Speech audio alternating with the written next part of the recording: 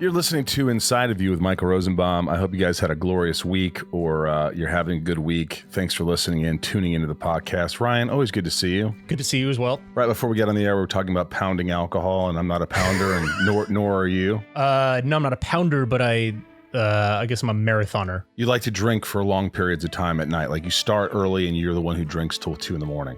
Yeah, I can't do that. I can't do that. I drank probably about 8 o'clock at night, and by 3 drinks, by about 9, I want everybody the fuck out of my house. By 9? By 9. Well, 10 maybe, because I just feel guilty or I feel like an old man. My friends call me Gramps. Well, by then the after party started, so that's okay. Yeah, let them go after party. I just never had it in me. I mean, maybe in college I stuck around and you see what happens, but what's the point of staying up so late? Finding somebody else drunk to hook up with? I think so. That's why you do it. Yeah. I don't know if that's such a good idea. Hey, thanks for listening. Ryan, why don't you tell them the handles if you guys want to? If you're here for Sophia Bush, we're going to get right into it. But we really do appreciate it if you enjoy the interview. Hopefully, you're going to stick around, and here are the handles: at Inside of You Pod on Twitter, at Inside of You Podcast on Instagram and Facebook. That is correct, and you can subscribe. You can watch it on YouTube, which is always great. Ryan is an amazing editor. The shows look fantastic, and you could also listen to it wherever Stitcher, Apple. All that stuff. We really appreciate that. And thanks for all the kind words. I had COVID and I'm over it now and tested negative and feeling a little bit back to myself, but I don't have any taste or smell.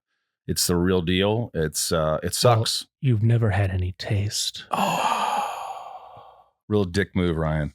Real dick move. Post COVID. And I got to hear that. It was right there. It was right there for the taking. Well, first of all, make sure you join Patreon if you want to support the podcast, which we love your support, and it really helps the podcast. Go to patreon.com/insideofyou. And there's a bunch of perks of joining and becoming part of the big family of Patreon, patreon.com/insideofyou. And also, if you want any merch, Lex Luthor stuff, Smallville stuff, Inside of You stuff, go to the Inside of You online store.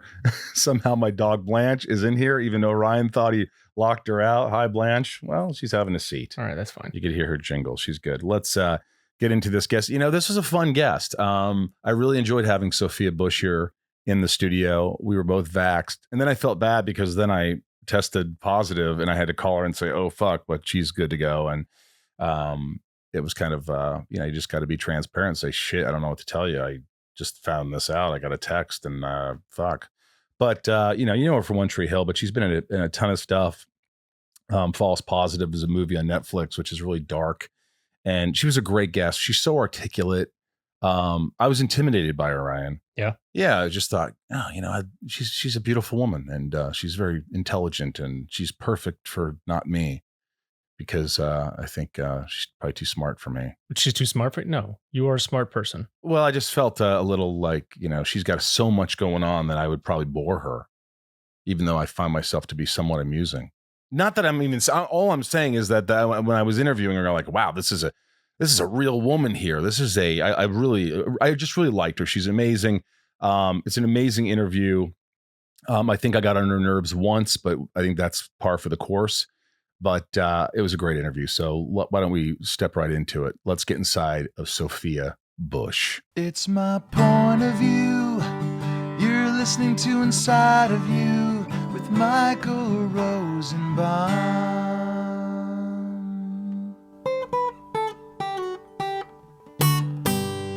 Inside of You with Michael Rosenbaum was not recorded in front of a live studio audience. So you come over, you immediately play with my dog. Yep. Blanche, and within 5 seconds, she knocks over your entire full cup of iced coffee all over the living room. Yeah. And then you proceed to help me clean it up. Obviously, I brought it over. Then you train my dog. I just needed to, be her camp counselor for a minute. Calm her down, bring her energy down, make her feel safe post coffee disaster. Can you do that with humans too? I've been told yes. I have that vibe. I'm one of the people who always winds up hearing everyone's deepest, darkest secrets and problems. People who believe they can confide in you. Is that what you're saying? Yeah. Why is that? Is that you do have a certain voice? Doesn't she have a voice, Ryan? Mm-hmm. Put the mic up, for God's sakes. Yes. Because then we can't hear your voice. Right. She has this soothing voice. Do you do a lot of voiceover work? Interestingly, not as much as you would think. Really? Because it's very unique. I could see you playing even a teenager voice.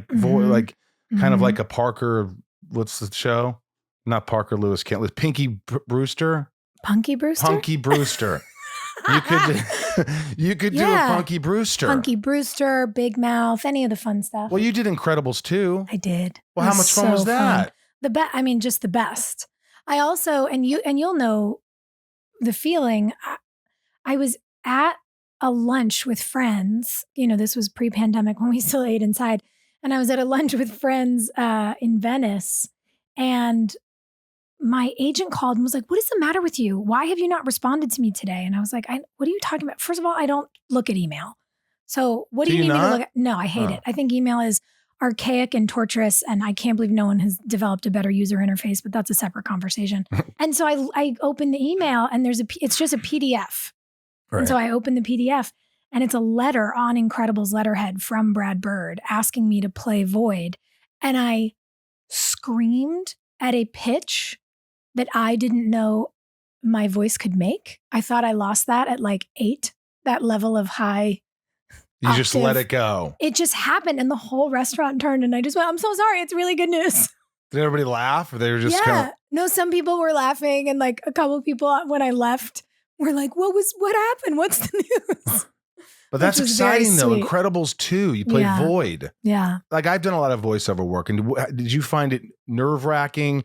Were you acting with other actors? Were you shooting by yourself? Or what did you do? How'd you do it? I didn't find it nerve-wracking. What was really interesting, and how fun as an adult to be really surprised, right? What was really interesting to me was figuring out how to create a sound to go along with something that doesn't exist. Oh, yeah, because they hadn't showed you. Did they show you any examples or like little drawings? My animation wasn't done yet. I had drawings, but, I was in the booth with Brad, which is the most incredible thing. I was like, "Please do Edna. Okay, please do another voice. Okay, do this one now." And he was like, "We're here to record you, ma'am." Wow. But it was really fun to get to play with a writer-director of that caliber. And also to feel free enough in the room when he'd say, "Okay, you're going to jump, from the stoop to the sidewalk off of, let's say, 6 stairs. And you got to land. We need the sound of you landing." Okay, fine.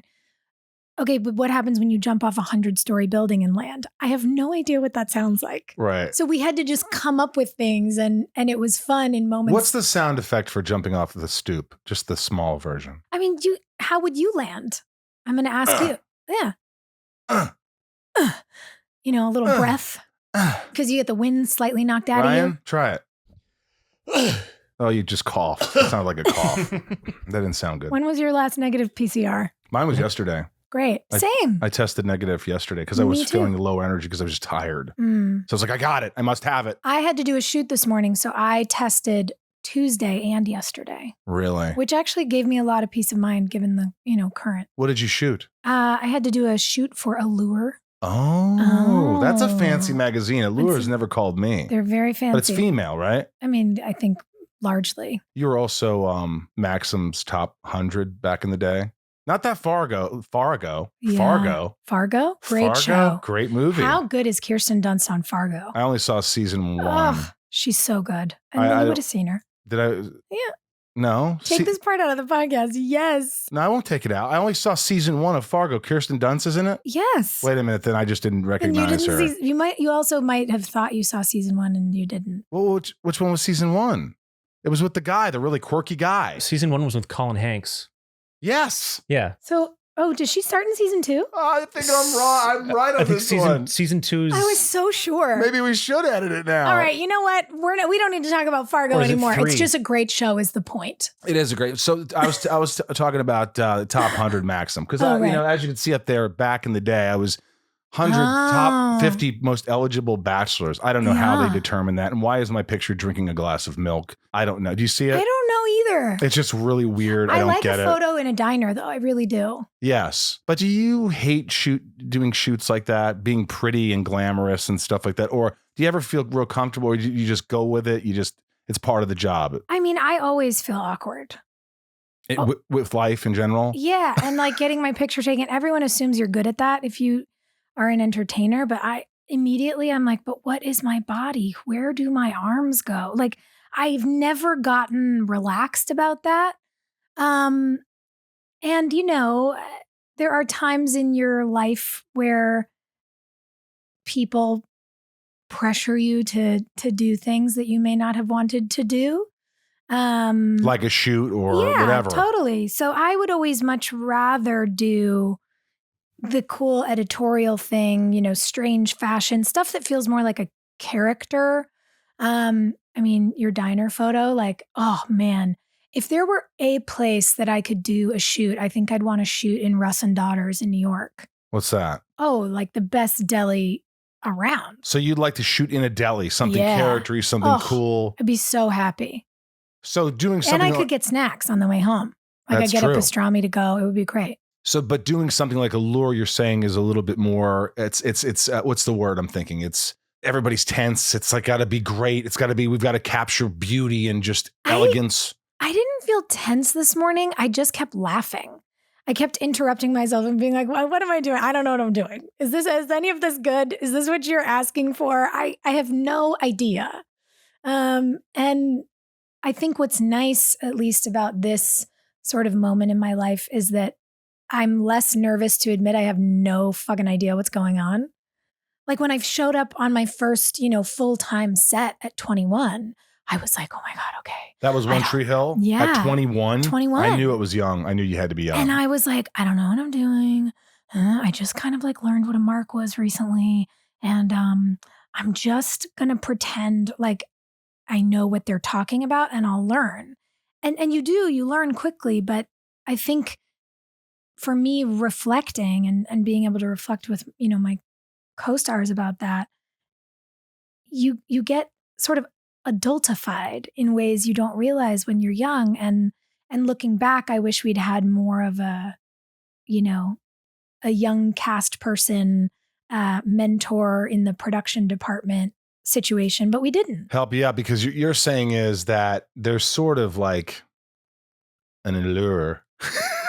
No, but allure. But there's sort of this idea that you have to, people need to see you as confident. Yeah. They need to see you as you know what you're doing. Mm-hmm. And well, or if you don't know what you're doing, are you unprofessional? Are you wasting people's time? Do you deserve to be here? Those are all the fears we carry, which are bogus, but that doesn't mean we don't worry about them. I can't imagine getting fame at 21, being a lead on a show. You were one of the leads. And I don't think it happened really till I was 27 or 26, but I'm very immature. I think I've always been incredibly immature. And you seem like you are very mature. Like with your activism and all these things, you're beyond your years. I really believe that. Don't you think so? That's really nice. I mean, I've always kind of been a little old person. Like even as a little kid, I was. Where does that stem from? I don't know, but I remember I saw this video of myself on a camping trip with my dad and my grandpa, and I was talking to the two of them, and I sound like Jack Lemmon in Grumpy Old Men. And I'm like, well, you know what would be a hoot? And I'm like, what 7-year-old says that? Like, I have no idea where I got it, what was happening. Yeah, I kind of feel like I've always been an old grown up, but I feel the old soul energy, if that's the right term, more for us, for humanity, for a collective. The activism, the work on behalf of a community has always made sense to me. Right. And then I think the, pervasive anxiety about not knowing the answer, or perhaps desire to be as professional as possible, all stems from a very young, well of self-doubt and fear. And that's kind of an interesting dichotomy. When people say to me, you seem confident, I'm confident for us. I'm not very confident as an individual, wow, but I just choose to kind of like not pay attention to that part and do the rest. Were your parents always about doing the right thing? Did they instill that in you at a very young age? Were they not maybe activists, but always talking about the right things? Or do they have beliefs that you don't kind of share? It's interesting. I think the thing I respect so much about my parents is that they, even in their 70s, are very willing to inquire where their beliefs come from. I've watched my dad get so progressive. And recently we were talking about it, and I was complimenting, things he sends me, and just saying, how much I love seeing a man of, his age, seeming to learn all these things. And my dad looked at me and was like, "Oh, do you not know we were out protesting Vietnam? Do you not know?" And I learned all these things about my parents before I was born, that I'm like, oh. They never shared that with you? And maybe they did, but what does a kid remember? I don't know. Right. Maybe they shared some of that stuff with me when I was just young enough that it didn't entrench itself in my memory. But, really, just really cool to hear them talk about their upbringings. And there were things I knew. I knew about my dad's story immigrating to America and how long it took him to, get his green card and become a citizen. And I understand how tough that is for people. How long did it take him? Well, my dad came in the 60s and he didn't become a citizen until I was 12, and I was born in 82. So that would have been 94. Wow. So it takes a long time. Isn't that crazy? Mm-hmm. And, my mom's mom came to America on a boat through Ellis Island. My mom grew up in a housing project in the Bronx. And, she was exposed to so many of the things that I've leaned into in my activism, in terms of communities that are disenfranchised. And it's really interesting now, I'll tell her about something and she's like, "Yeah, I know." And then she talks about something from her childhood and I'm going, wow, Right. this is a wild sort of full circle experience. Yeah. Were they always supportive? Like when you went off to college, I read this thing, I'm sure you've talked about it, but where you loved volleyball, you're playing volleyball and this school makes you audition for a play, or you have to be in a play. We had arts requirements in middle school. Arts requirements in middle school. I went to This is middle school we're talking about? Middle school. I went to the most phenomenal middle school and high school. And there were 4 semesters of arts requirements in 7th and 8th grade. And I was like, I don't do play. My friend does plays. So you were upset at first. Yeah, I was kind of like, I don't care about this. I'm going to go to medical school. I'm going to be a heart surgeon. Like, this is my, you want to be a heart surgeon? That was my plan. And so I thought, being like a smart, goofy kid, I was like, well, if I do my play 2nd semester of 8th grade, that's spring season, that's volleyball, so I won't have to do it because I'm going to play volleyball. And the school was like, you chose this. This is your choice. You had the freedom to do your play last semester and do ceramics this semester, and you didn't. So you're doing a play. And I remember just thinking it was so stupid. The play? Just the whole or the concept idea of of doing it. What play was it? It was Our Town. Our Town. Yeah, sure. A very famous one that every high school, college, everywhere does it. And it's so good. Yeah. And what was really interesting to me was that I realized in real time that we were bringing a book to life, essentially.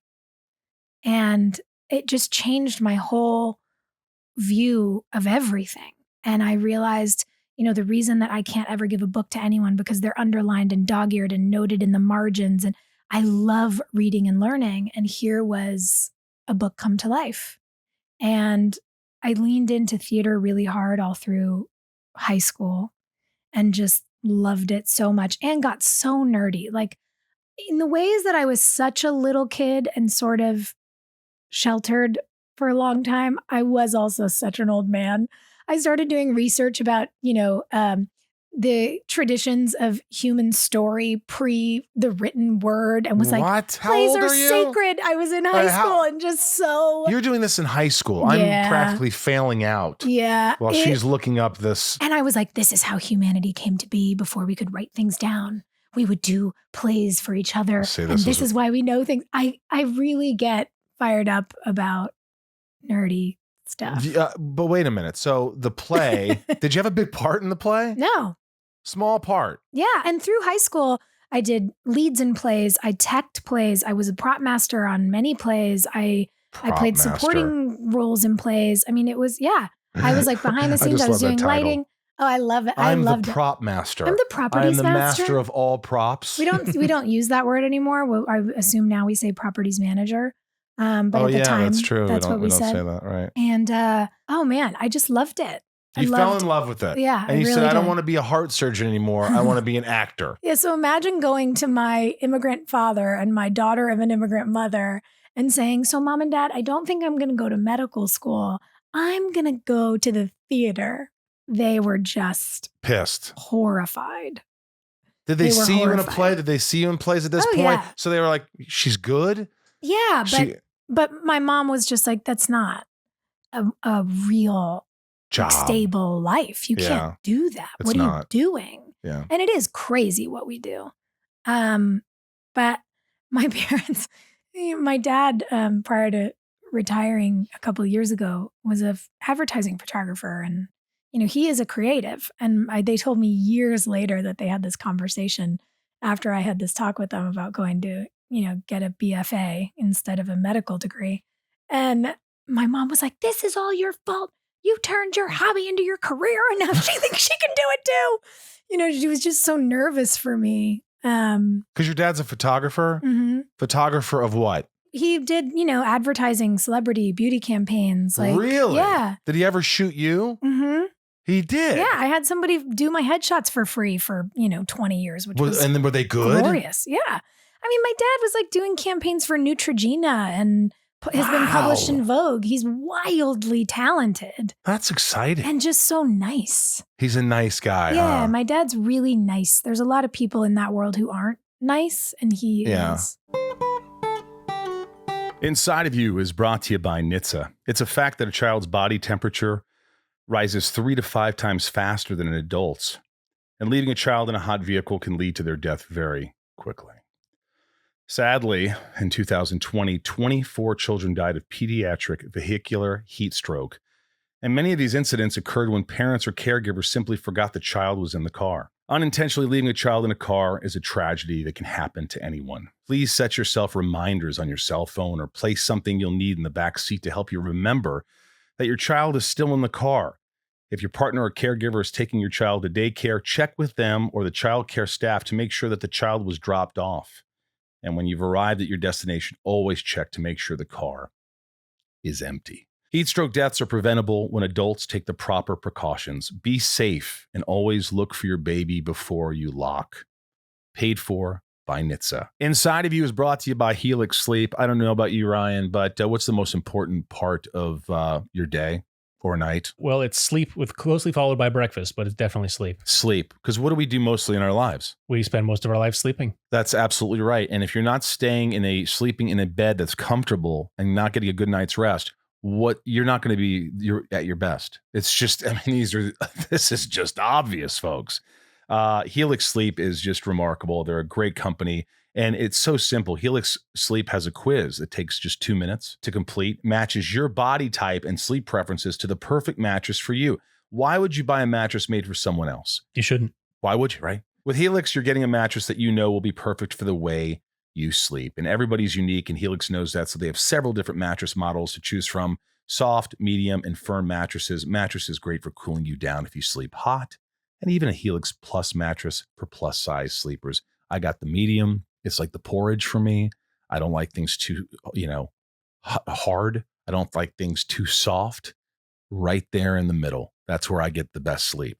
And they're pretty incredible, Helix Sleep. And I really thank them. And it's been awesome getting messages from so many of you who also found that Helix mattress really works for you. And you found the mattress of your dreams. So if you're looking for a mattress, just take a quiz, order the mattress that you're matched to, and the mattress comes right to your door, shipped for free. You don't ever need to go to a mattress store again.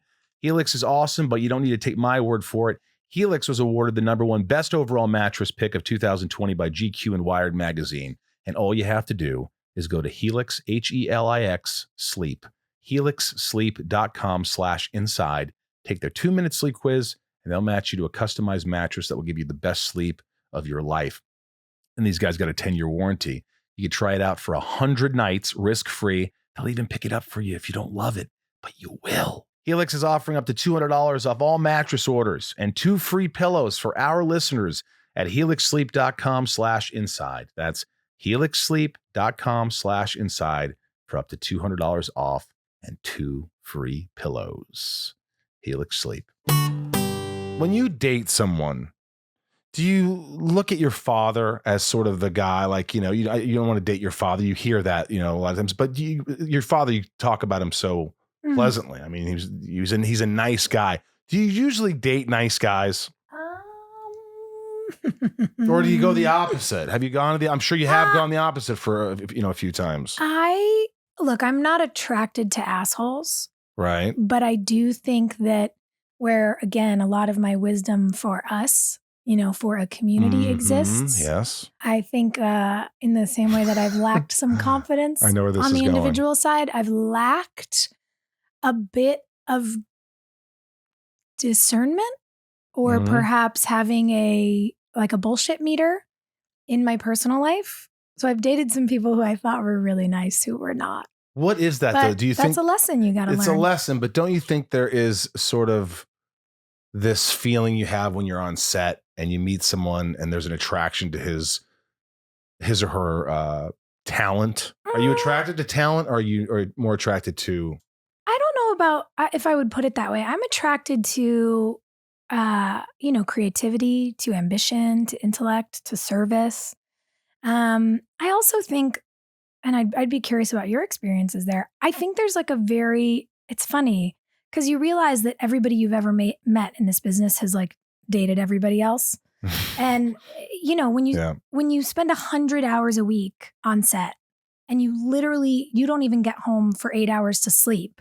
Like, yeah, I'm not surprised that every 20-year-old on a set has dated every other 20-year-old on a set. Right. Like, who cares? This is your family. You know, this is your life. You don't know much. But it's like, I don't know. We act like it's not common, and it's wildly common. And, you know, some of our favorite, like, quote unquote celebrity couples are like people who married the fourth co-star they dated. Like, I don't know. Right. I don't particularly care about anybody's personal life so long as it's not like disruptive to work. But I do think there's just a thing that happens to a lot of people whereby as you get older and you get more stability outside of work, that, you know, your perspective changes. I mean, how does it work for you? The more I'm just immersed in work, the more I'm just hyper focused, the less happy I am. I'm learning that as I get older and older. Like, you can't be thinking about this all the time. You have to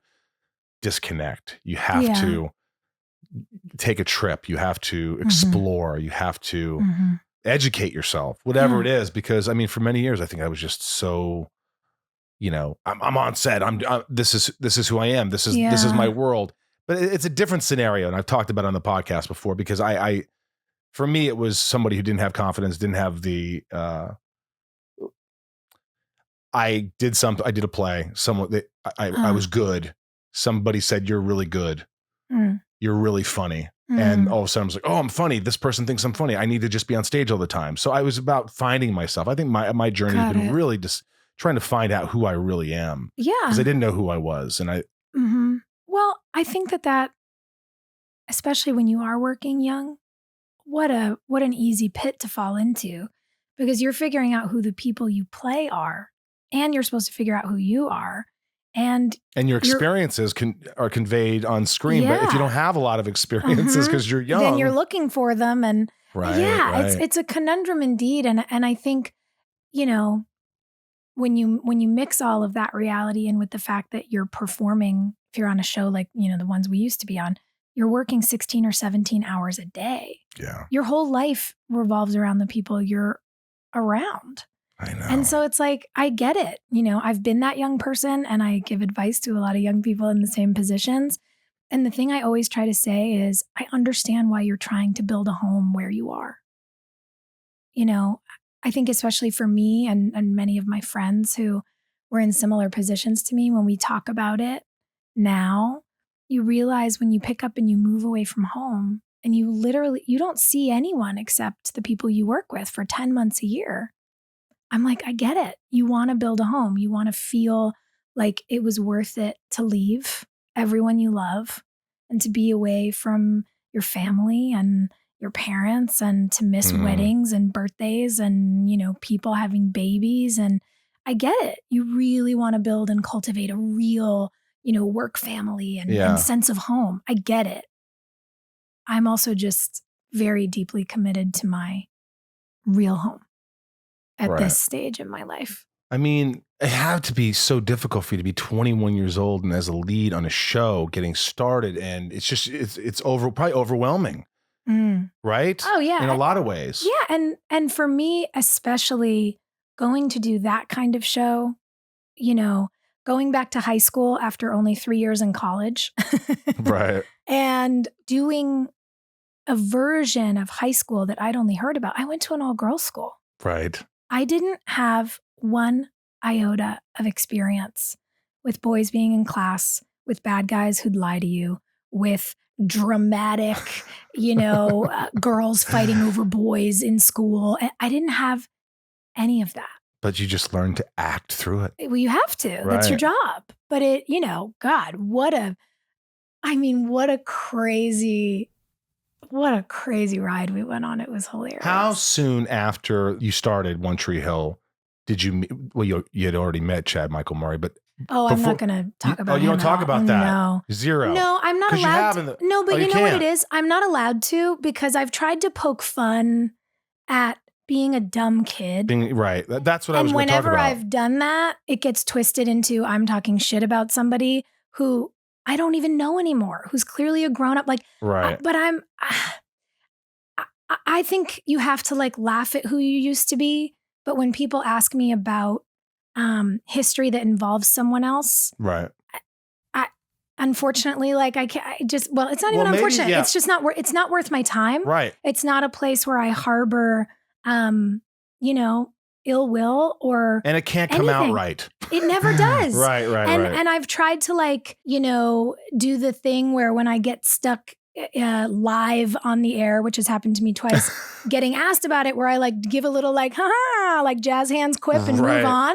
And it just doesn't work. So I'm not going to. I was a very naive 21-year-old kid, and that's all there is. But you did say something that I read about. I knew that I was getting into, and I will always believe in love. Something like that. I probably said that in my 20s when I was just trying to keep everybody happy. Well, I think that you said something where when you got married, you go in to get married because you think you're going to be married once. Oh, Michael, we're not really going to talk about this, are we? No, I'm just thinking, I think that though. That's why I'm single. The reason I brought it up, hear me out. Okay. Is because I think I've seen so much dysfunction in my family. You haven't, maybe? I think every family has seen. But I've seen extreme a lot of dysfunction. My sister's married 5 times. Wow. Mother 3 times. A lot of different things. So I feel that, fuck, man, I'm not getting married until it's the one. And that might sound naive, but that's why I think I've waited so long. Yeah, I get that. But you know what I think? Look, I think lots of people do stupid shit before their prefrontal cortexes are fully formed, and they're not until they're 26. Right. So you do the math on my timeline. I literally didn't have a whole brain. So I have humor and grace for being a kid and, having the experience that I had. But I also think we're at a really interesting time where we're looking at systems in general. And marriage, I learned so much about it reading Elizabeth Gilbert's book, Committed. And one of the things I thought was so interesting, and I read it years ago, so I won't have the facts perfect for you, which I like to, but here we are. But she essentially talks about how there's early evidence of the church trying to ban marriage because you were not, as a member of the faithful, supposed to be devoted to anyone but God. And then they realized they couldn't keep people from getting married. People in villages and towns were just doing this thing. So then they said the only recognized marriage is in the church. So we have to look at what our motivations are, what the politics are. Churches, by the way, are so political. It's crazy to me they don't pay taxes. Again, separate conversation. But, it used to be that the person on this farm and the person on this farm would get married so they could join farms, and there was a dowry and somebody got livestock and really weird patriarchal nonsense. And now we're in this time where as many, if not more women in our country anyway, are the breadwinners of their household. People want to build families. They want to have kids. They want to have these experiences that I think we all deeply romanticize. Mm-hmm. And you look at a divorce rate of over 50%. It's really complicated. Yep. It's something like, and this was a stat I read a few years ago, so I'd be curious to know if the numbers are the same now, but 72% of men cheat on their wives, followed by 41% and Wait, how growing. many? 72% of men cheat on their wives. If I remember the stat correctly, and followed by and growing 41% of women who are now cheating on their husbands. I know we're just talking about heteronormative relationships, but that's the stat that I read. And that number is growing as more and more women become the economic leaders of their households. And so I think overall, we have to have a much more real conversation as a society and within our own romantic relationships and our friendships with, our friends who are likely in romantic relationships of their own. What are our motivations? Like, what are we looking for? I grew up on Disney movies and watching rom-coms and went to an all-girl school. I was the prime, right out of the cartoon factory candidate for a fairy tale ideal of young love. Come on, it wrote itself.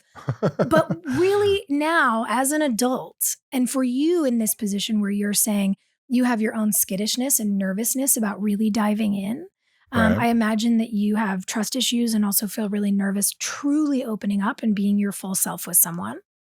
God, you're good. Thank you. You're good. So how do we begin to unpack these things for each other and figure out what is your motivation? Is your saying, well, I want to make sure it's absolutely the one? Is that actually just an avoidance tactic to Probably prevent being intimate with anybody? God, I knew this would turn around on me. Yeah, it probably is. It's a defense mechanism, I think. Mm-hmm. I mean, because there's no perfect one out there. They don't exist. I'm not perfect and neither Nobody are you. is. Well, you're closer than I am. You're very kind. Perfection. And Ryan here. But well, Ryan's obviously perfect except for the fact that he doesn't know how to use a microphone. Yeah, exactly. This is accurate.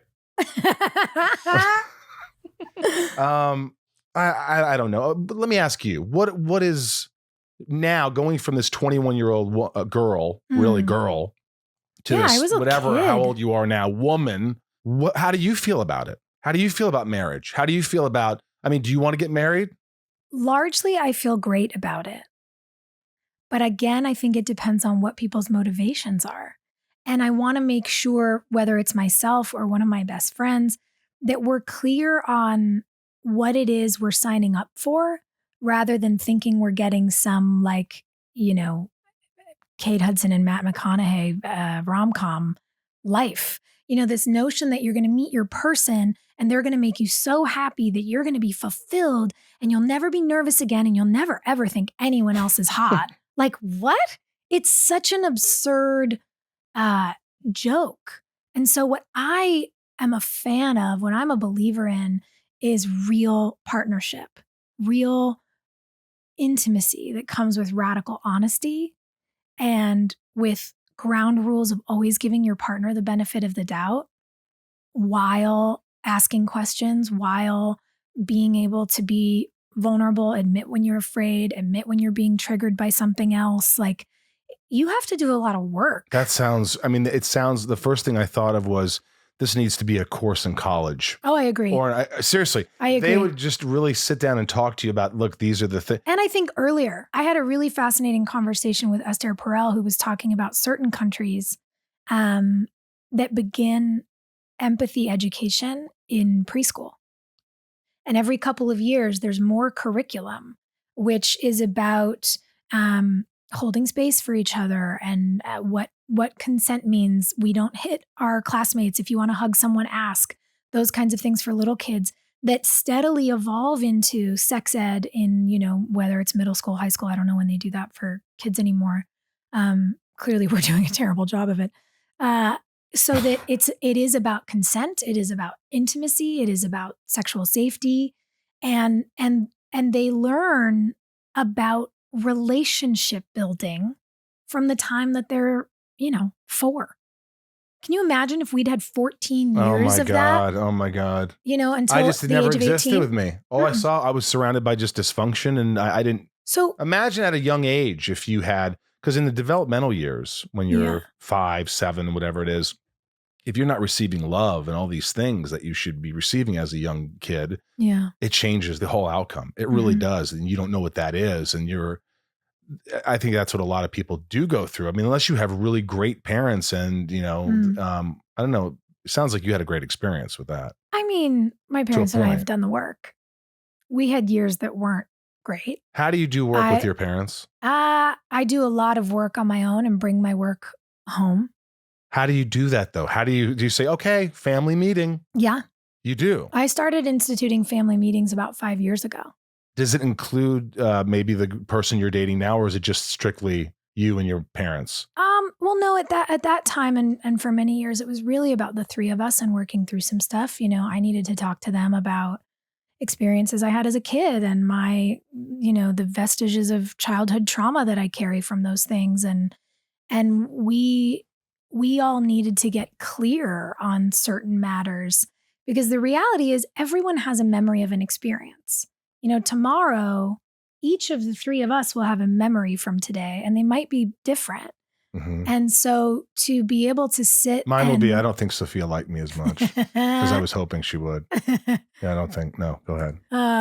It's really important to ask people what they remember, to share with them what you remember. And it's very hard. Yeah. It's very hard for me to say something, this is my experience, and my father or mother, whoever, says, oh, get out of here. That's not what happened at all. Yeah. What are you talking about? I'm like, this is an experience I have that I've kept with me. Yeah. And now they're just belittling it. Yeah. I would offer that there's a lot of power in letting them do that and just watching it and then saying, okay, so if you want to say to me that didn't happen, why is this my memory? Why is this my experience? Why have I gone through work on this in therapy?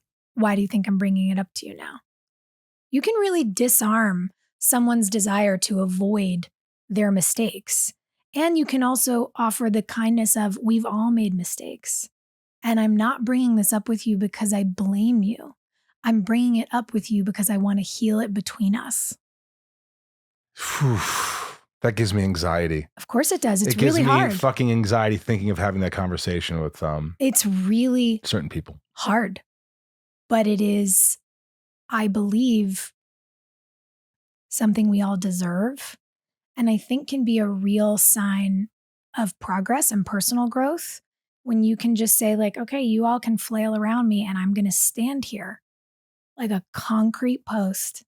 And when you've tired yourselves out, I'm still going to be holding space to talk about it. It's kind of like, I used to be a camp counselor. It's not far off on how you deal with kids that are throwing temper tantrums. People revert to childish avoidant selves when they think they're going to get criticized. We all become a 5-year-old who thinks we're going to the principal's office. It's just human tendency. And if you can understand the tendency, you can kind of depersonalize the response. And frankly, you also have to have a moment, I think, in your adult self. I did, where I finally said, I might not ever get the moment on this issue that I want from my parents. They may not parent me through this example in the way that I want them to. And weirdly, as soon as I accepted that, they became the best version of my parents they've ever been. I've given up, I think.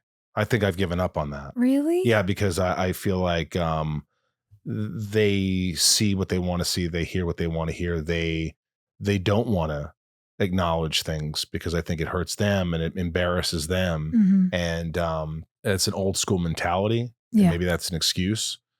But I just feel like it's not even worth it. And I've had therapists in the past kind of say, well, you should bring this up. I'm like, you just don't understand.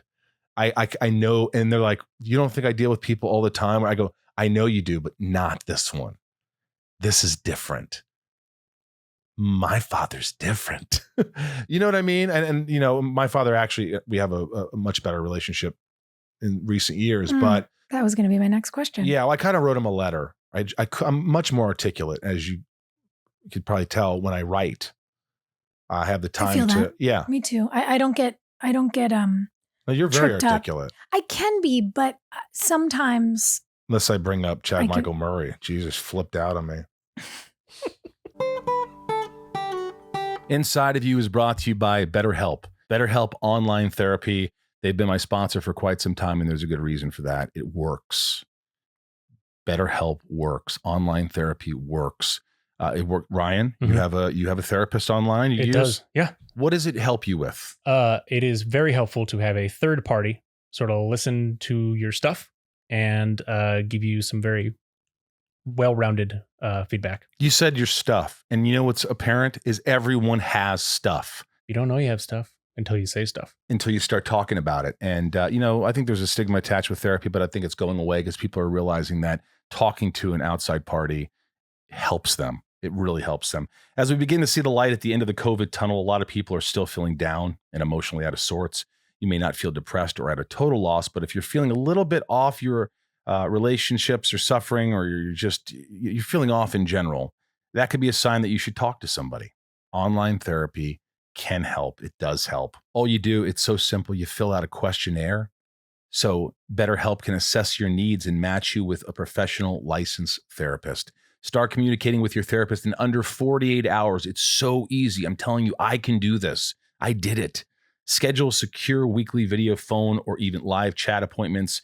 Therapists have a broad range of expertise that may not be locally available in your area, but all you do is you log into your account anytime, you send a message to your therapist. BetterHelp is committed to great matches, so it's easy and free to change therapists if needed. And that's important because, you meet someone you're just not vibing with, you don't feel comfortable, you change it just like that with BetterHelp online therapy. It's more convenient, more affordable than in-person therapy. You're speaking to someone who knows this clearly. It's way more affordable than in-person, and financial aid is available. And check this out. Our listeners get 10% off their first month at betterhelp.com/inside. That's betterhelp.com/inside. Get some therapy. BetterHelp online therapy. Inside of You is brought to you by Geico. That's right, Geico. Ryan, you rent your apartment. I rent my apartment and you own this beautiful house. I do own the house as of now, as long as the podcast continues. Mm-hmm. And it's hard work, definitely paying your mortgage and all these things. But what's easy is bundling policies, honestly, with Geico. Bundling policies, folks. It makes it easy to bundle your homeowners or renters insurance along with your auto policy. We're so busy nowadays. I don't go to the grocery store. You have things that, you don't have to, you get things delivered. Why not do that with all your insurance? It's so easy with this bundling policy. You just go to geico.com, you get a quote, and you see how much you can save. It's Geico easy. These guys are everywhere. They know what they're doing, right? Visit geico.com today. That's geico.com. Inside of You is brought to you by HelloFresh. HelloFresh. I love these guys. I don't have time to go to the grocery store and say, oh, I'm going to make this chicken cacciatore. And I'm like, well, what's in a chicken cacciatore? And I have to buy all these things and put them together in the right measurements. And what if I told you there's a company, HelloFresh, that brings you everything you need to make your meal, and you'll have this meal prepared in under 30 minutes, a delicious meal. I did this myself. I feel so accomplished after this.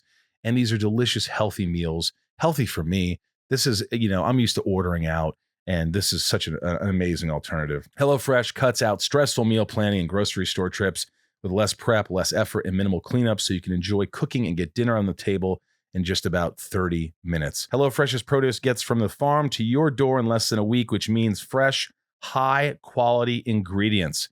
This summer, HelloFresh has everything you need to get grilling, and I love grilling. Grilling bundles, burger packs, surf and turf packs, and HelloFresh is 28% cheaper than shopping at your local grocery store, 72% cheaper than a restaurant meal without sacrificing the quality. That's a Source's Zagat dining survey, so this is the real deal. Pretty amazing stuff here. All you have to do is this. Go to HelloFresh.com/IOU14 and use the code IOU14 for up to 14 free meals plus free shipping. HelloFresh.com/IOU14 and use code IOU14 for up to 14 free meals plus free shipping. Try it. You'll love it. HelloFresh. This is good. I like this stuff. It's fun. It's like, it's honesty. I like that. Yeah, I like it. But I do, I know it's an easy joke. What's an easy joke? Well, just referring to, Well, I didn't think of it as a joke. But but it is also really interesting, I do have to say, as a woman who's done what I've done over the last 20 years, to consistently have Do you still people- have to talk about that? Everybody wants to ask me about it. And I'm like, do you want to talk about like a dumb thing you did when you were 21? When you were essentially a senior in college? Yeah, believe me, if they Like- did, I'd be, You know? I do I'm like, a lot I of have dumb this whole things. other career. You have a Like- huge career. I just watched False Positive. You did? I love False Positive. Thank It's you. very dark. My mother told me to It's watch it very because we dark. watch horror movies together. Wow. Yeah, she's the one who told me to watch it. And What did your mom think of it? she's like, you should watch this False Positive. And after I watched it, I go, why the fuck would you tell me to watch that? That's so fucked. It's pretty dark. It is really dark. And your character's dark too. What a twisted Corrigan. Oh God, I know. But wait, before we get to her, because this is a Go fun ahead. thing, because this is an easy moment for you to flip to a joke or to change the subject so you don't have to talk about yourself. Yep, that's how I do it. That's what I do. And I'm like, we're not done. you we're do not it done. too. All right, fine. But Bastard. what did, if you feel comfortable sharing any part of it, what do you think you were able to communicate in that letter that gave you, by getting it out of your body and onto paper, that gave you a little bit of freedom to have some space for a different kind of relationship with your dad? I called him out on things that he had said or done, his actions, which were unacceptable, I felt. And ultimately in the letter, I said, you've got a really wonderful kid out here in California that you could have so much fun with and spend time with and actually get to know. And you're just shitting on time. Something along those lines. And it took a while and he didn't respond to me. And then I was like, fuck, man. So then I shot him an email a couple months later because we hadn't talked. I go, did you get my email? He goes, yes. All I can say is I love you. That was his email. Such a particular kind of generation, isn't it? Yeah, he didn't want to get into it. He didn't divulge, didn't answer things, didn't say. But the thing is, I think with him is a lot of people, you have your own problems and you forget that you're still a father. You forget that you still have to do the right things and you don't have to follow in your father's footsteps and you don't have to. And I've done everything I can to not do that, to be approachable, to be loving, to be giving, to be all these things. Not saying my father is. I'm just saying it in general. I want to be all these. Why are you getting me into talking about all this stuff? We're just unpacking stuff. Because you have a podcast too. I do. Drama Queens. Yeah. Well, that's the second podcast. Yeah. What was Work the in other one? Progress is my show that I started in 2019. That is, not dissimilar to this. It's sort of, we get into the deep stuff about incredible people, culture leaders and politicians and writers and actors and comedians and authors, just everybody out there doing interesting stuff, which is really fun. I've interviewed scientists and God, I'd be so overwhelmed. I couldn't interview a scientist. oh my God, I love it. I love it all day. But you do the research, right? Yeah. But, Okay. but research is what I do all day anyway. Yeah. So I finally have been able to put it into something, which is really fun. And it was off of doing Work in Progress that I don't know. I have found that there is such space for exploration and for healing and conversation with people, for learning.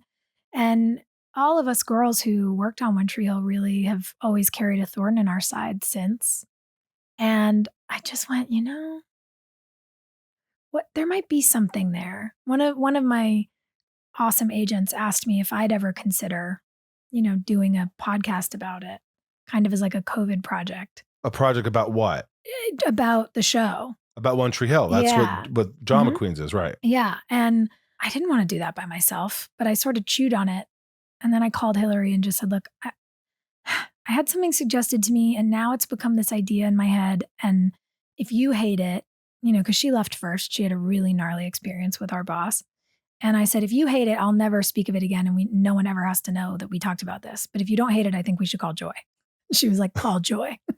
Really? And then the three of us launched this show, and it's so awesome. Do you guys get into this stuff too? Yeah. You talk about your experiences through. Totally. And I knew we would.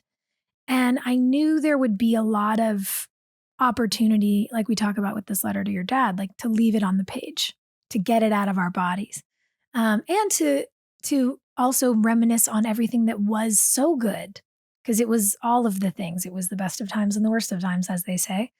And what I wasn't quite prepared for was the ways that we were going to kind of big sister our younger selves and each other. You know, we've been able to talk about all the things that we were too scared to bring up back then.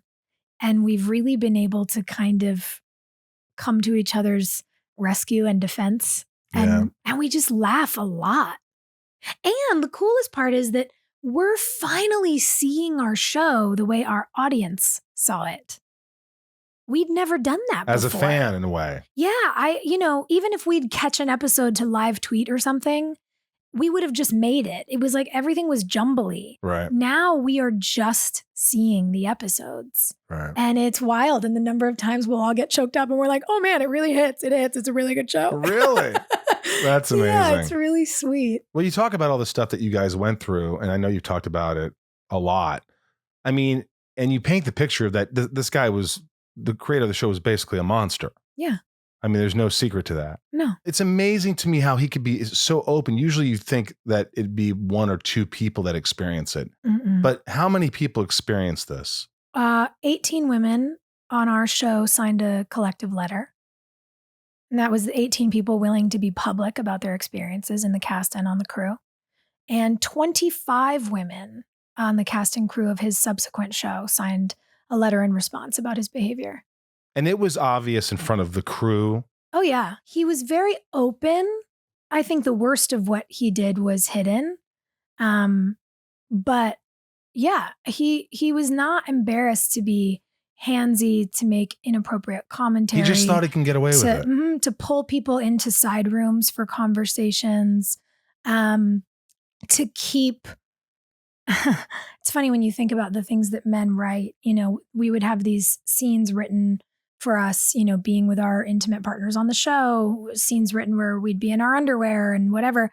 And we found out from a writer that he kept a board of the fitting photos of each girl in underwear up in his office. Pictures of us that were taken by the wardrobe supervisor, who was a woman, of us in different versions of underwear and or lingerie that then had to be approved, picked. And, you know, one would wind up in the show. He just would keep a board of all these photos. Christ. And we were like, wow, that's super violating. Did anybody ever say, get help, dude? Get fucking help? Yeah, certainly. But when someone's in complete and total control of 250 people's jobs and livelihoods, it's pretty hard to force them to listen. But it was interesting for us, you know, when the show was over, really to hear that it was no secret in the industry either. Right. And he kept working, as they all do, until, you know. This all came out, the movement. And then he was fired off Royals or whatever. How do you feel if you ever were face to face with him in a room, just the two of you, to have a conversation? Do you think you could keep your composure? I could do a conversation like this. You could. But even as you ask me to imagine it, like the sensation of white hot rage in my chest is not small. Because not only was it the really overt just abuse and manipulation that he, you know, put so many women through, but it was also the more insidious shit. It was telling me that Joy and Hillary were supposedly talking all this shit about me, and then telling Joy that me and Hillary were talking shit about her, and telling Hillary that me and Joy were talking shit about her. He making you all hate each other. He pitted us against each other. And when you're 21 and your 45-year-old married boss is telling you that people are coming into his office to talk about you, you don't think he's making it up. And so the ferocity that I feel about the time he stole from us, because we clicked fast and we were really, really close, and he didn't like it. And it took us a long time to realize that, you know, when he would talk about never letting us be like the Friends cast, we always thought like, yeah, LOL, like what cast is ever going to get paid that much money an episode? Yeah. But what we didn't realize was that he never wanted us to be best friends, because then we would talk about money and then we would advocate together. It wouldn't be that kind of money. But join forces. But we would join forces, and we didn't get that at the time. We were kids. We didn't know anything about the business. This was my first TV show. You know, Hillary had been working on MTV as a VJ. Like none of us had experience in this arena.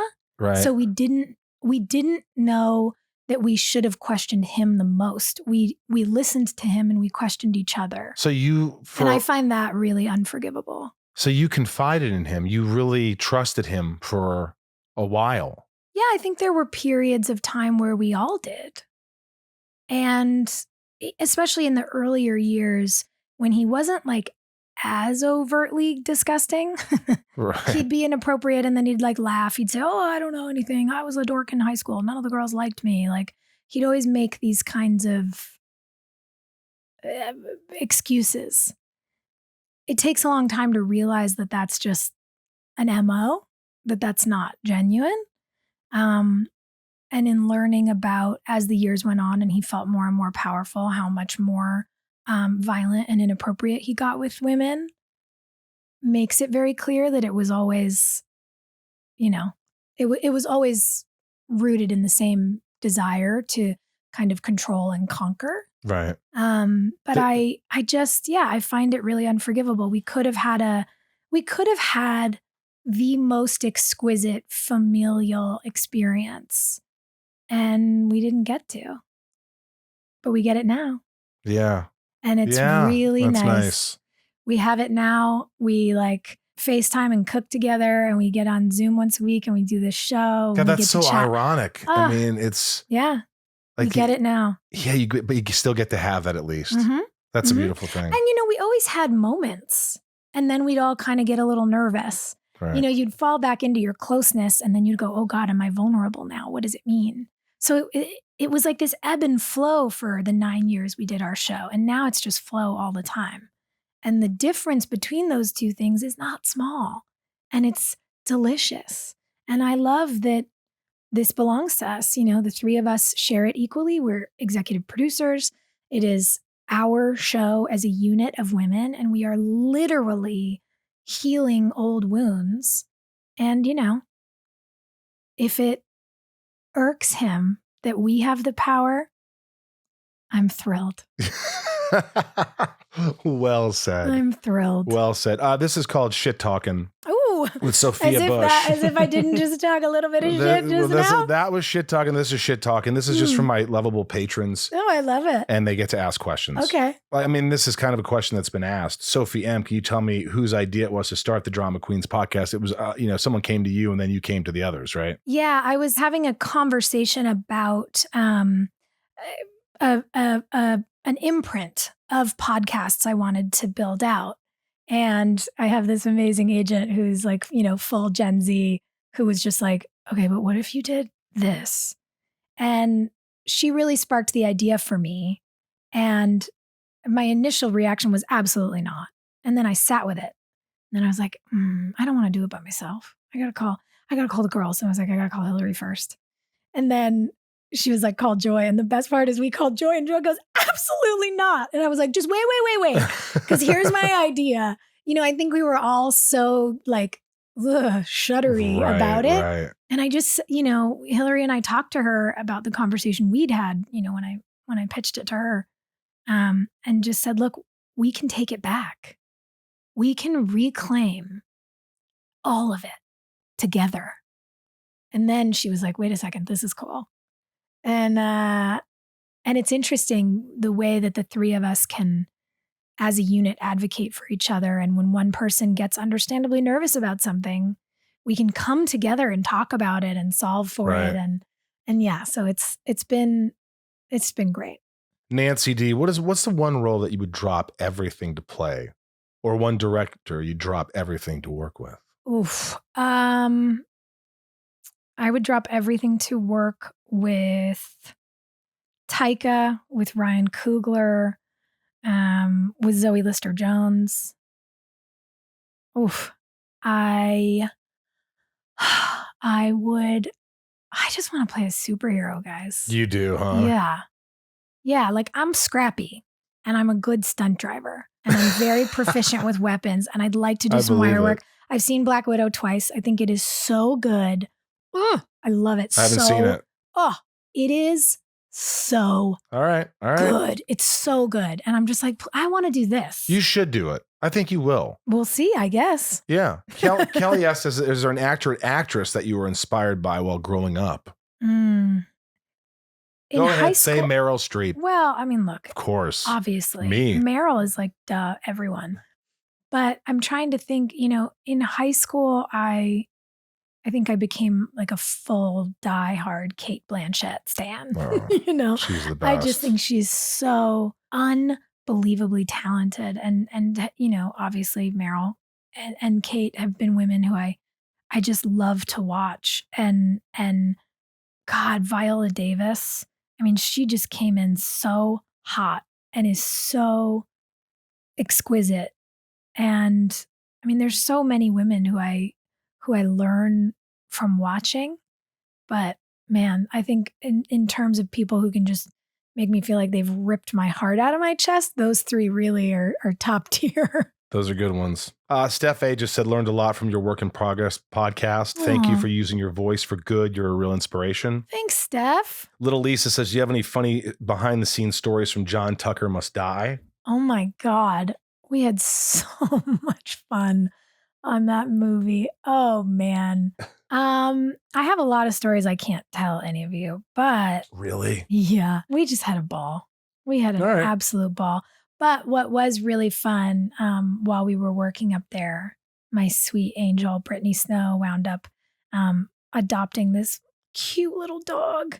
And so suddenly we had a set dog, which was heavenly because I was really missing my dogs that summer. So it was really nice. We got a little mascot. That's a little behind the scenes for you.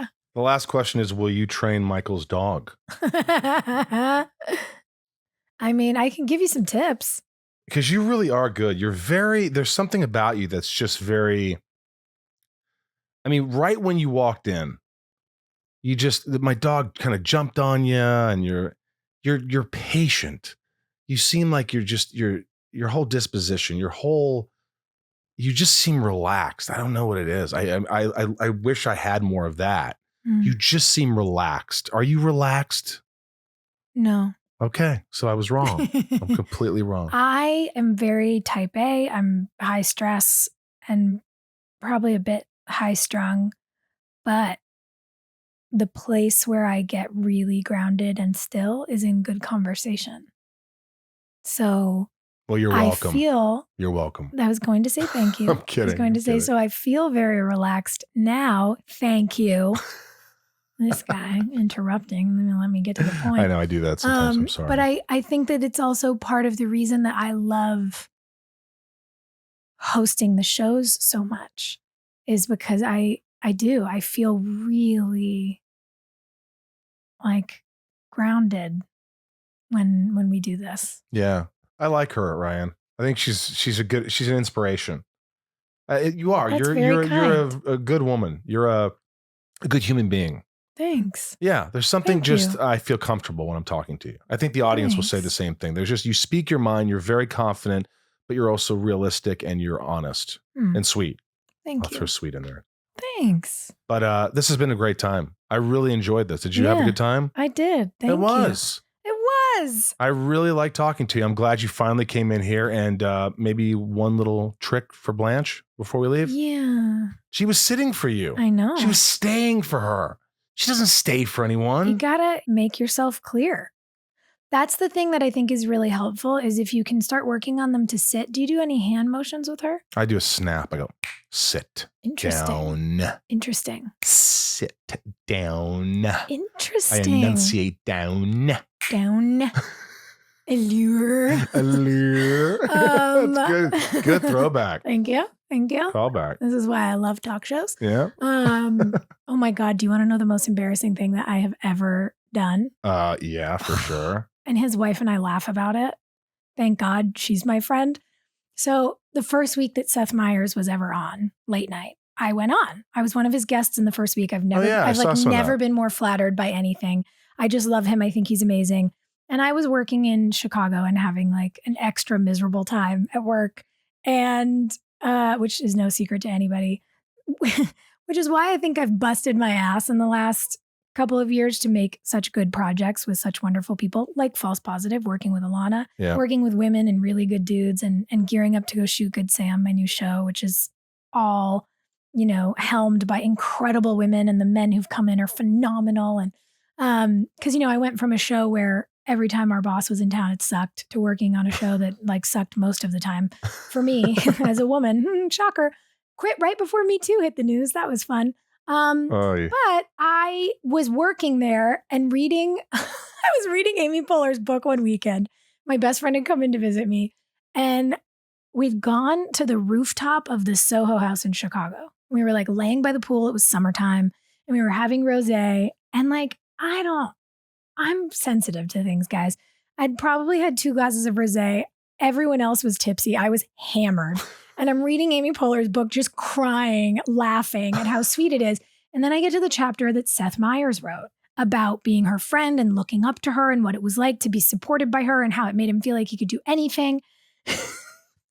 And I had been texting with Seth and with his wife, Alexi, just about charity stuff in New York. And I, in my semi-drunken stupor, sent Seth Meyers a text message saying, hey, I'm reading Amy's book and laughing, crying, and now I've read your chapter and I'm crying. And I just want you to know that even in the boosts that you give to people who come on your show like me, when you tell them they're great and you love their work, you make us feel like Amy made you feel. And I sent it. I sent it, guys. Oh, that's nice, though. And I was like, oh, no. Well, what's wrong with that? And then there was a bubble, and then it went away, and then there was a bubble, and I was like, oh, fuck. And the next day I looked at my phone, and I was like, so sorry about the daytime rosé yesterday. And then I was chatting with his wife, because we do a lot of advocacy for women together. And I was like, so I did this really embarrassing thing reading Amy Poehler's book. And I drunk texted Seth about how he's a leader for people and a great ally to women. And she was like, oh God, he doesn't know how to feel feelings like that. And we were just dying laughing. And I was like, tell. Well, I could just see his face. He was like, trying to text you back. I really appreciate, I don't know what the fuck to say. Because this is what happens. I do conversations like this. I'm not really the person people come to for a quippy one-liner. And when you're one of the world's greatest comedians, comedy is what you do. And so next time I saw him, I was just like, hey, dude, next time I'll send you a joke. Well, that's fine. That's cool. I'm sure he appreciated it. And see that, if we were in fact doing late night, which is what the callback was all about, would be a great late night story. Yeah, I like that. And I think it was sweet. I don't know. I wouldn't feel uncomfortable. I go, oh my God, thank you so much. It was. She's drunk. That's so cool. Yeah, that's what I do. I'm such a good time. I get drunk and read books. Yeah. Hey. That's the cool girl. That's the girl This is why I like to interview science people. Yes. Yeah. Good for you. It's fine. So 2 podcasts, Work in Progress, Drama Queens. Yeah. Listen to them both. I mean, she's really enjoyable to listen to. And what other projects you have going on? Oh gosh, well, False Positive just came out. False Positive on Netflix. So creepy. I'm so sorry. It's really watch. You know how I love horror movies. It's creepy. You're going to dig it. Pierce Brosnan. Oh, can you believe how scary he is? It's just bizarre. He's just so watch. fabulous. He's bizarre. He's terrifying. Yes, he is terrifyingly. He's just so nice. So without giving away the end, that story has happened multiple times. Okay, I can't even. That's where the whole thing comes from. We were going to end the movie. Oh my God. We were going to end the movie with pictures of all the doctors who've been caught. All right, well, don't say anything. With pictures of all those kinds of doctors. And we were told we weren't allowed to for legal reasons. But yeah. It's fucked. And now you really want to listen to it. I know. And she's really good. You play a really cool character that there's a nice twist to it. And I'm so glad I watched that. Thanks. Yeah. Yeah, she's a strange kind of villain. And I didn't watch it because you were coming on the podcast. I'd watched it randomly and you were in it. I love that. And I go, oh, she's in this. Oh, cool. Oh, I love that. Well, tell your mom I said thanks. I will. So yeah, that just came out. It's streaming on Hulu. And then Good Sam. Here's another callback for you. The irony.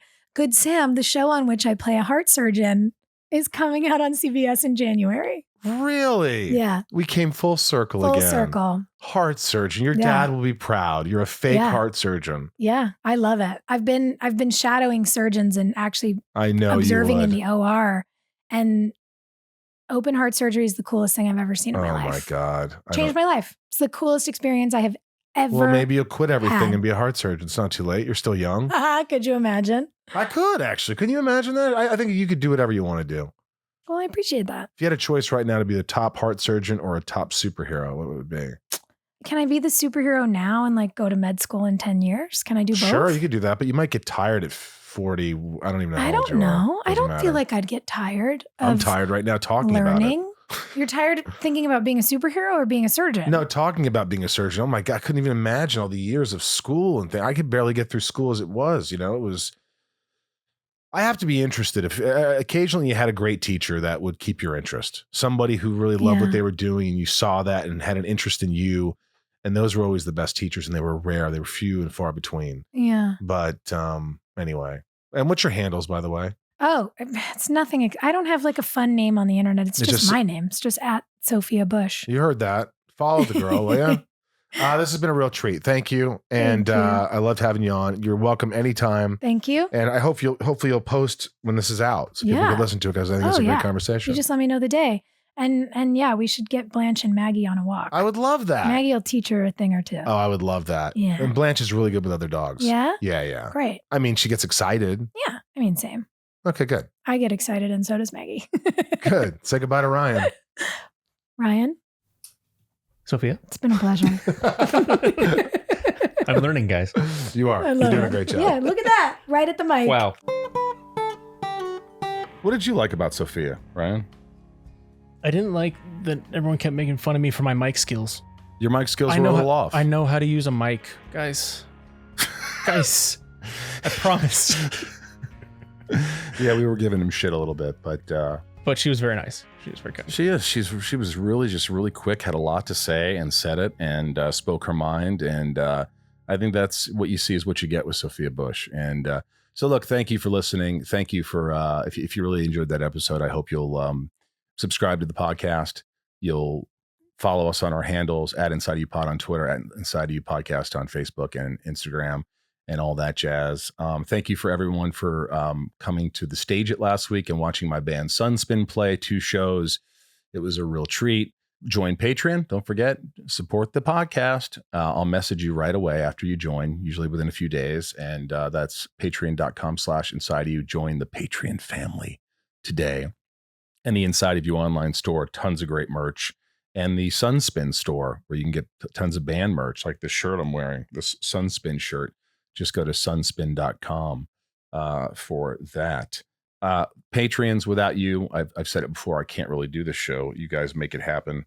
And I'm going to read off the top tier patrons that get packages from me every couple of months, and special notes from me and a bunch of other perks. But let's just do it right now.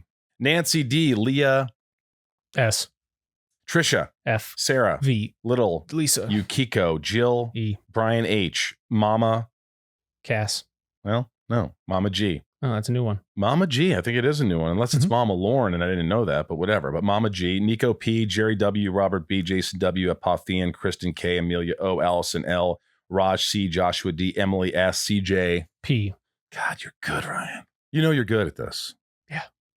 You have a good memory. Samantha M, Jennifer N, Stacy L, Jen S, Jamal F, Janelle B, Mike E, L, Don Supremo, 99 more, Ramirez, Santiago M, Sarah F, Chad W, Liam P, Janine R, Ray A, Maya P, Maddie S, Shannon D. God, how does he do it randomly like that? Matt W, Belinda N, James R, Chris H, Dave H, Spider-Man, Chase. Sheila G. Brad H. D, D. Ray H, Tabitha T, Tom N, Liliana A, Michelle K, Michael S, Talia M, Betsy Ross. D. Mhm. No, that was the flag woman, wasn't it? Yeah, it was the flag Betsy woman. D, yes.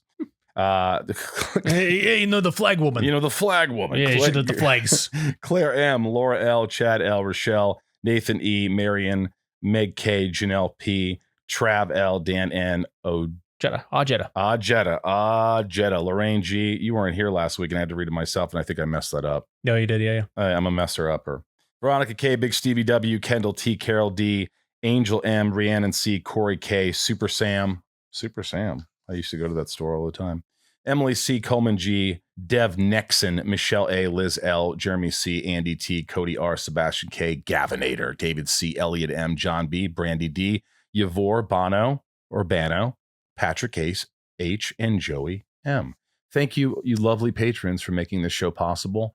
And you subscribing to Patreon, like I said, over and over, really does wonders for the show and keeps us ticking.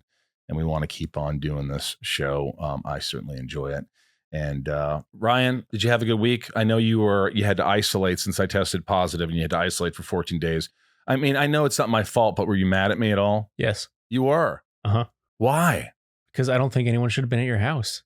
What do you mean? We don't have to include this, but no, I don't think. No, it's okay. Let's talk about it. No, I don't want to.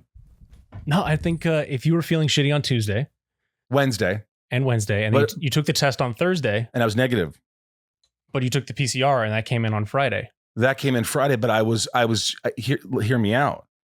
Honest to God, I wouldn't have had anybody here. And the reason why I had somebody here is because I was feeling tired, and I just had back surgery, and I was still on pain meds, and I'm still recovering. So Wednesday I was a little fatigued, but nothing major at all. Thursday, still just a little fatigued.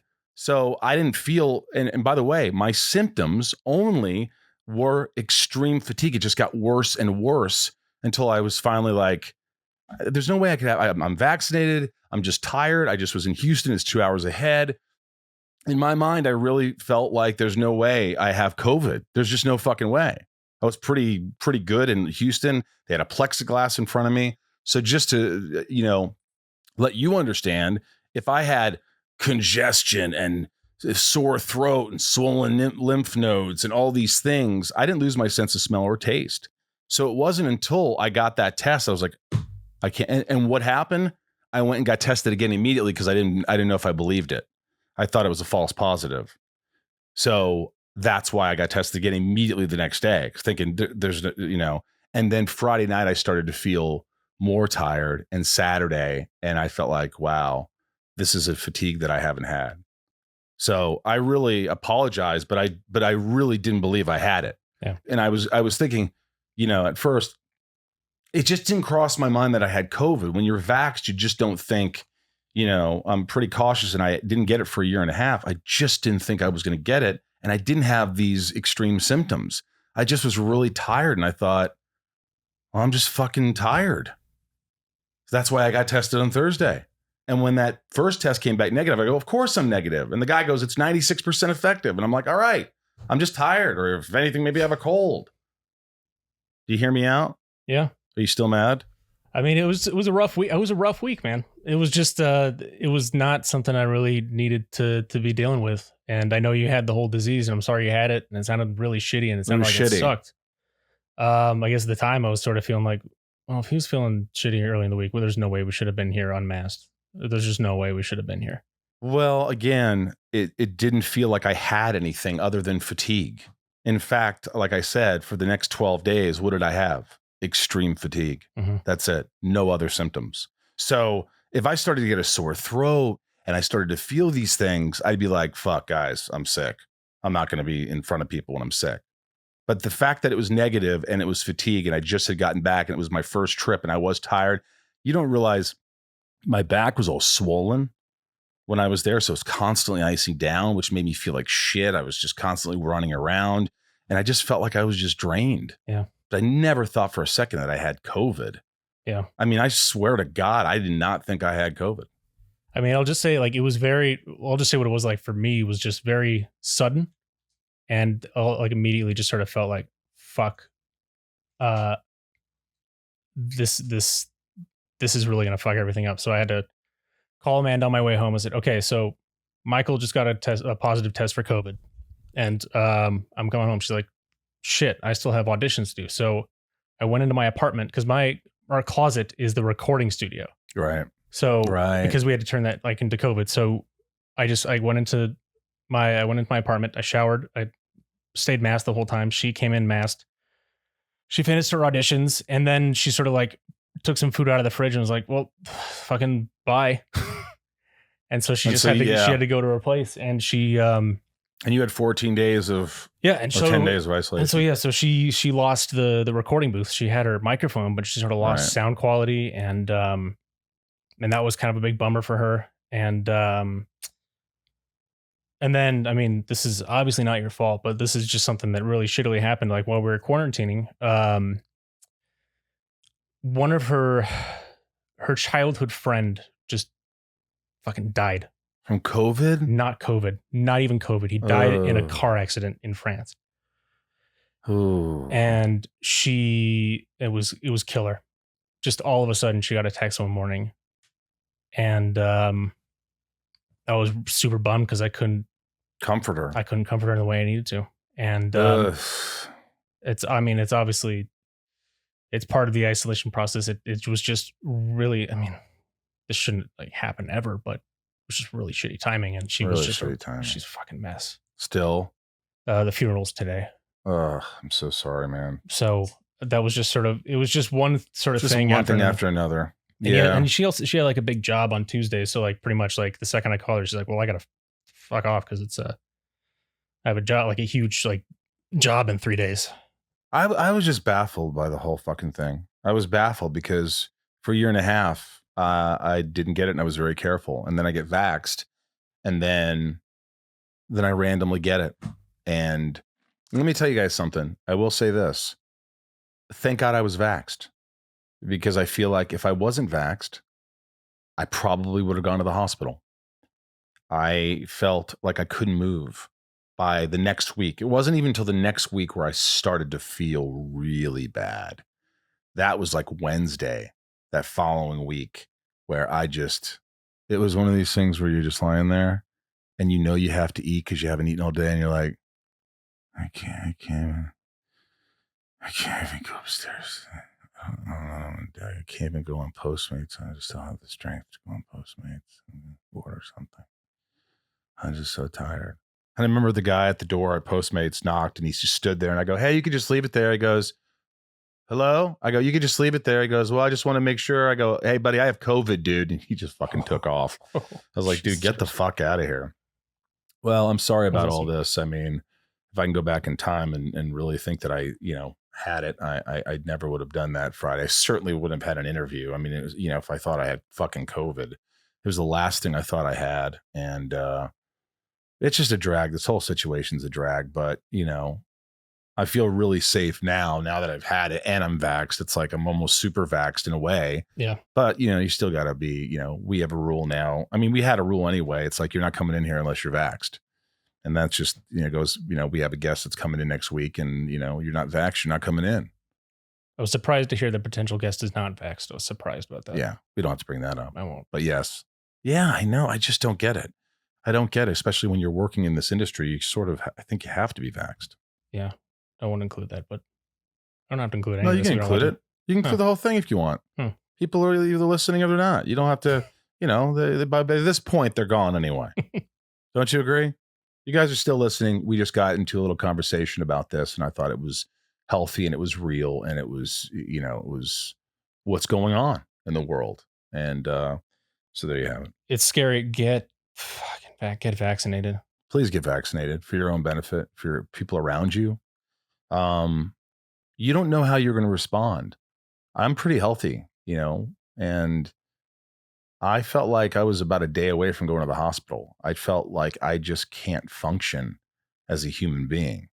And then my doctor said, take a Z-Pack, do this. And then it turned around for me. I took a Z-Pack loaded up on vitamin C, vitamin D, zinc, all these other things. And 3 days later, it just completely turned around. And, but yeah, do yourselves a favor. You don't want to. COVID doesn't give a shit. COVID doesn't care who you are. You could be as healthy as a fucking fiddle. Is that what you say? Fit as a fiddle or healthy as a hawk of ham.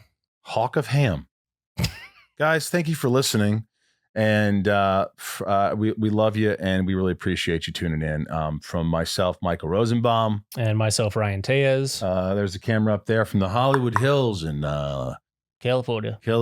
We love you and we thank you for listening. And we'll talk to you soon. Thank you for allowing me to be inside of each and every one of you.